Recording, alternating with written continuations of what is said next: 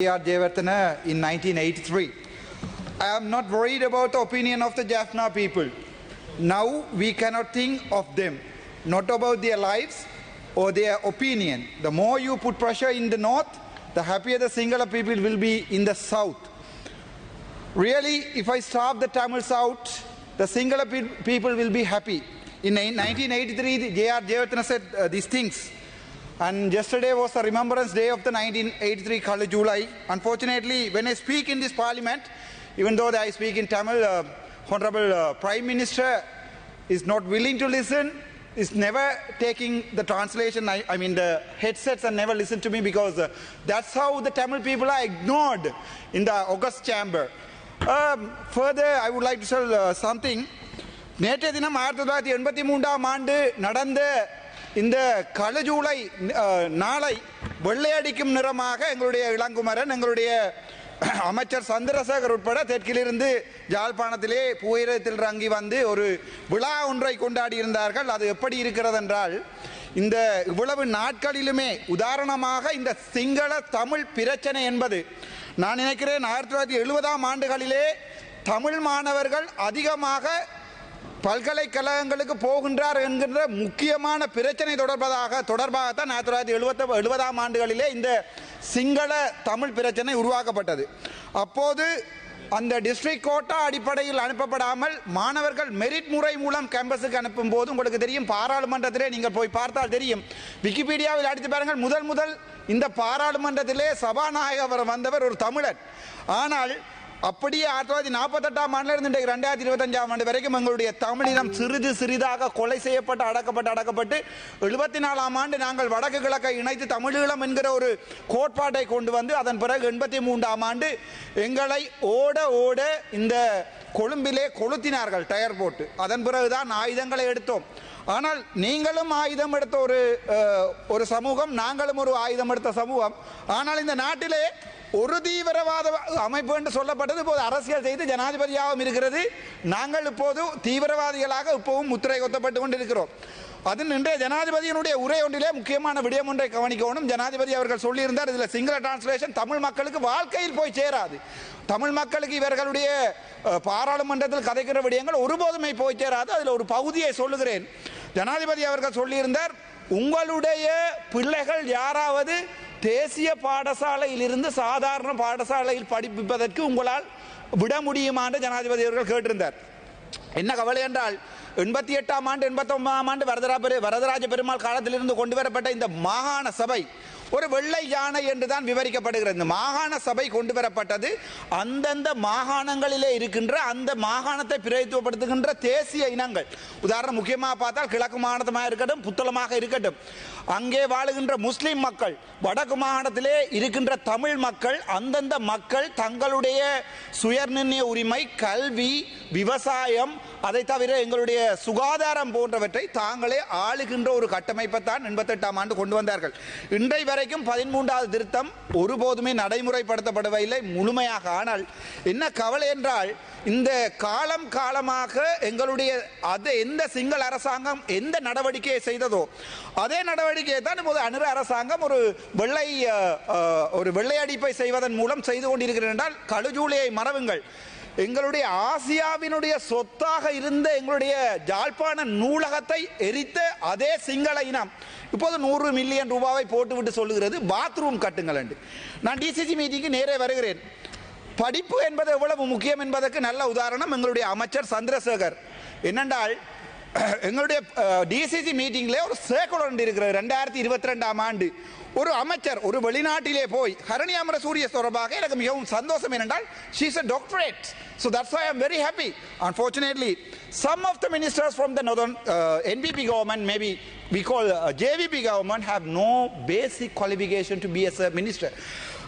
எங்களுடைய ஹரணி அமரசூரியவை நான் கேட்கிறேன், நீங்கள் எஜுகேஷன் ரிஃபார்ம்ஸை கொண்டு வருவதை போன்று ஒரு அடிப்படை தகுதி ஒன்றை கொண்டு வாருங்கள், மினிஸ்டராக யார் இருக்கலாம் என்று. என்னென்றால், ஒரு சர்க்குலர் ஒன்று அனுப்பியிருக்கிறார்கள். அதில் 26வது வகந்தி சொல்லுகிறது, ஒரு தேசிய பட்டியல் எம்பி ஒரு ஒருங்கிணைப்பு கூட்டத்துக்கு வரலாம் என்றால் அவர் அந்த கூட்டத்திற்கு வந்து தனக்கு ஒதுக்கப்பட்ட பணம் சம்பந்தமாக கதைக்கலாம் அல்லது அவரது பிரதிநிதி வரலாம் என்று 26வது பகுதி சொல்லுகிறது. ஆனால் இலங்கையிலே அதிகூடிய படித்த மாகாணம் என்று சொல்லப்பட்டு ஒரு காலத்திலே நீங்கள் குற்றி வெட்டி வெட்டி வெட்டி வெட்டி புதைச்சு புதைச்சு புதைத்து யாழ்ப்பாணத்தை இப்போது ஓலைவெளியிலே கடைசியாக கொண்டு இருக்கிறோம்.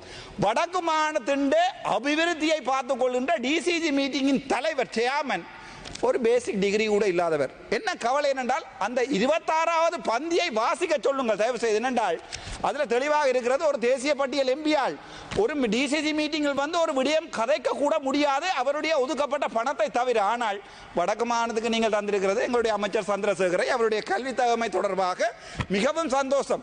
அங்கே அந்த சர்க்குலரில் என்ன எங்களுடைய ரஜீவன் எம்பி இருக்கிறார், என்ன அடிக்கடி சொல்வார் என்ன இழுக்காத என்ன இழுக்காது என்று. ஏனென்றால் அவரும் ஒரு படித்த மனிதன். நாங்கள் ஒரு அதிபரை ஏன் எங்களுடைய டிசிசி கூட்டுங்க ஒரு சேர்மனாக மாற்ற முடியாது? அவருக்கு விருப்பம். என்னிடம் நேரிடம் சொல்லியிருக்கிறார், ஓம் நீங்கள் கதையுங்கள் பிரச்சனை இல்லை, நான் டிசிசி மீட்டிங் சேர்மன் எடுப்பதை கூட எனக்கு சந்தோஷம் என்று. ஆனால் அப்படி இருந்தும் கூட எங்களுடைய அமைச்சர் சந்திரசேகரை உங்களுடைய ஜேவிபி அதை இப்போ நான் இன்றைக்கு கதைக்கும் போது கேட்டுக்கொண்டிருந்தேன்.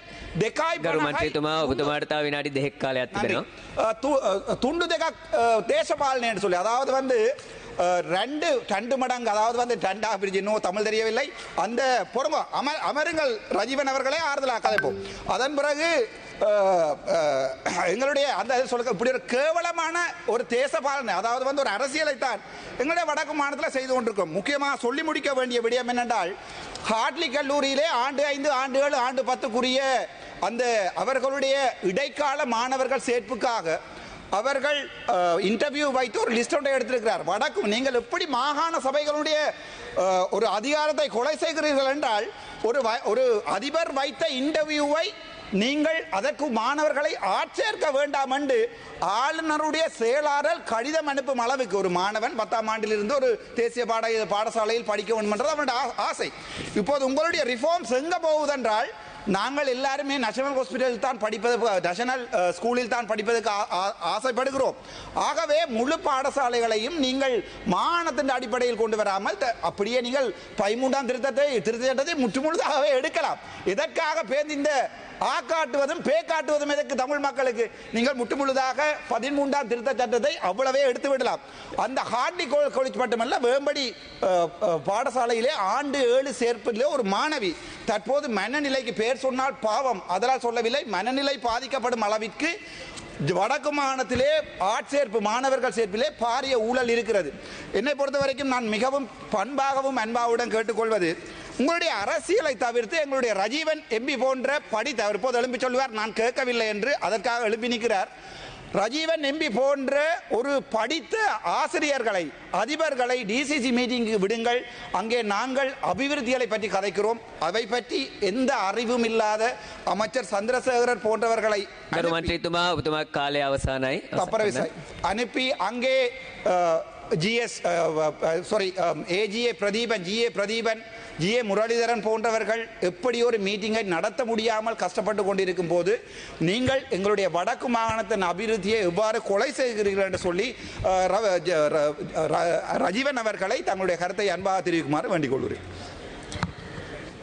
ගරු සමන්මලි ගුණසේකර ගරු මන්ත්‍රීතුමිය ඔබතුමියට විනාඩි 10ක් කාලයක් තිබෙනවා. ගරු රජීවன் மன்றித்துமா,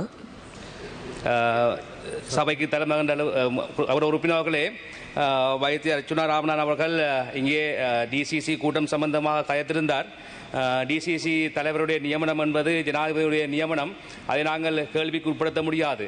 அதே போன்று இங்கே சில குழப்பகரமான கருத்துக்களை முன்வைப்பது கூடாக பிழையான தகவலை நான் இந்த இடத்திலே සමන්මලි ගුණසේකර ගරු මන්ත්‍රීතුමිය ගුණසිරි මන්ත්‍රීතුමිය ඔබතුමියගේ අවස්ථාව.